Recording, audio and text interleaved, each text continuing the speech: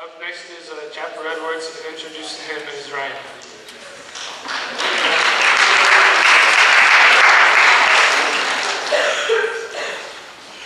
So Jasper's glory days were most definitely during middle school. A few of us were lucky enough to experience Jasper during middle school club soccer. Jaja repeatedly gave the entire team comic relief during the season. For instance, one day on the way to practice, Hank Slusher told Jasper there was a bug in his hair. Jasper proceeded to freak out, throwing his backpack on the ground, taking off his shirt, and shaking his hair feverishly. Only then did he realize Hank was kidding and there wasn't even a bug to begin with.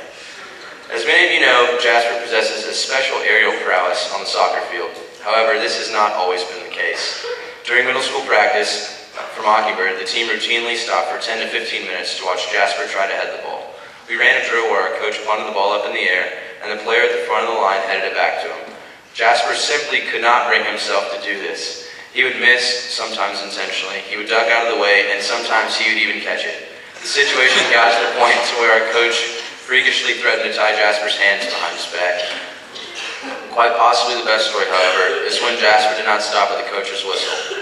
For those of you that don't know, Jasper had really, really long hair in middle school. So our coach Martin whistled play dead after a foul, but Jasper didn't hear him due to this excessively long hair. He continued to dribble for about 40 yards and score, only to turn around and see everybody staring at him. Quite ironically, this is also the same coach who one day told Jasper to run forever. Jasper moments have continued to make everyone laugh through high school, especially those who love to mess with him. On two separate occasions, Hank has drank every drop of water anywhere close to him after Jasper has claimed he was dying of thirst. While baby cakes may be spacey sometimes, you have to love him. He's a great friend and always fun to hang out with. Have fun at McAllister and good luck on your speech.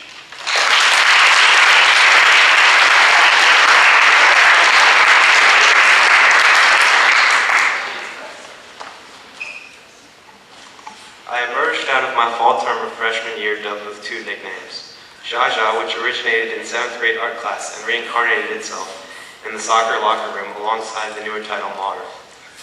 Jaja sounded like the latest Teletubby, while Mar was equivalent to Marvin's The Martian, the affable Looney Tune who quietly disintegrated Bugs Bunny and Elmer Fudd with his ray gun in a quiet and innocent manner.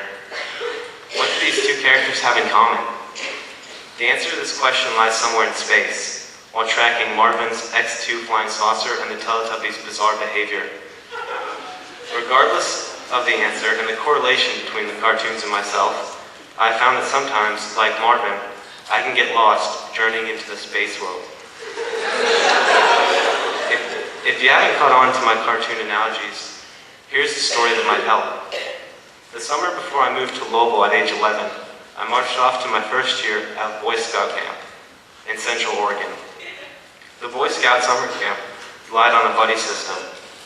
Well, the Scout leaders must have certainly overlooked the fact that the two Spaceballs from their very own Cobra Patrol had buddied up on several occasions. Aaron and I were these Spaceballs. We were not only both first years with little knowledge of the camp, but we had also been known as the kids who showed up late to the merit badge classes confused and had somehow managed to sew our leather pocket knife cases backwards. My leatherwork instructor addressed us as the Lost Boys from Troop 100. We were proof that the buddy system had no flaws until Wednesday afternoon hit. The two of us had just finished our free swim and had made it halfway to our tents at the other end of the lake when the sirens stopped us in our tracks. Aaron and I filed in behind our patrol with the rest of the troop. The dean made his announcement that there was a rescue search mission being undertaken for two kids who went missing during their swim and could have potentially drowned. The two boys were Troop 100 Scouts. The two boys were Jasper and Aaron. It took me a moment to connect the dots. And by the time our scout leader had escorted us to the flagpole center stage, precisely where the dean stood, it had hit me as well as the entire camp what had happened. Somehow, Aaron and I had slipped by the lifeguard and the line upon exiting the lake. Without hanging up our buddy tags, we hadn't drowned, we just somehow managed to forget, and forget hard. Stand in line and hang up our tags. All the scouts glared at us as we stood in shame. We knew our place, and it was certainly not near that lake. 7 years later, senior year, I managed another mishap on a lake when I sunk Mr. Davies' kayak during the soccer slumber party. That's another story altogether. In 6th grade, when I moved to Louisville, I had another interesting experience in the wilderness on the Collegiate 3-day overnight to Piamingo. There was an extensive packing list handed out for this trip. 3 nights away from home might seem overwhelming to a 6th grader, so Collegiate wanted to ensure the kids packed enough. Something must have gotten lost in translation, because here's what I brought. A pair of boxers, 2 pairs of shorts, and a pair of socks.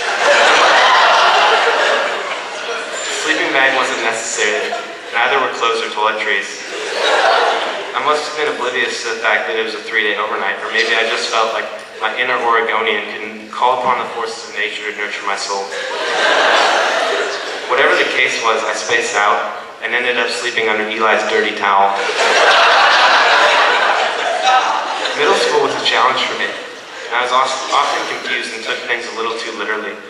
On one occasion, Mr. Hertzfeld told me to take a seat, so I sat down on the precise spot where I was standing, on the floor. I'm comforted by the occasional award for my spaciness. For example, in Mr. Arnold's Hada class, I was voted unanimously person who resembles the art form Dadaism best. Dadaism, by the way, is flipping a toilet upside down and calling it art. It can be characterized as just out there. However, sometimes my spaciness backfires and creates awkward situations. Like last Saturday while I was at the coffee house and Mr. Travis said hi. My delayed reaction combined with my uncanny facial expression leads him to look at Catherine and say, "Make sure he gets home safely."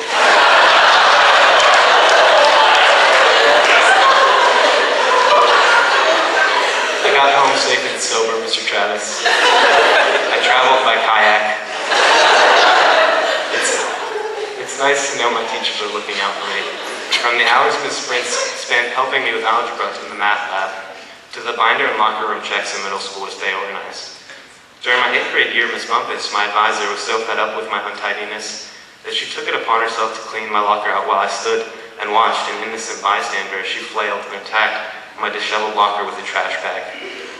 I think twice now before trashing my binder, room, or locker because of Ms. Bumpus's frustration. The helping hand is not limited to the classroom at Collegiate, but also on the athletic field and on the social scene. It's hard to visualize what I'd end up like in another school, one bigger, especially considering my common forgetfulness. I hope I can make a safe landing next year at McAllister College, located in the land of 10,000 lakes, Minnesota.